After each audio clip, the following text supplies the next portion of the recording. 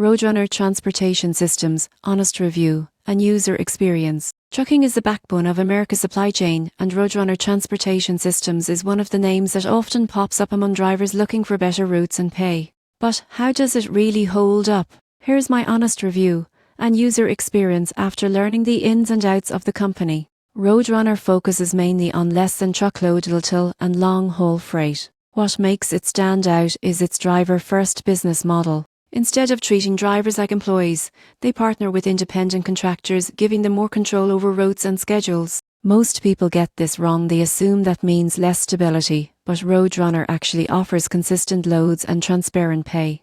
Drivers earn based on mileage and delivery efficiency, with weekly settlements that are straightforward and predictable. The company provides an online portal to track loads, earnings, and routes in real time, which helps with planning and fuel management. One big plus is flexibility.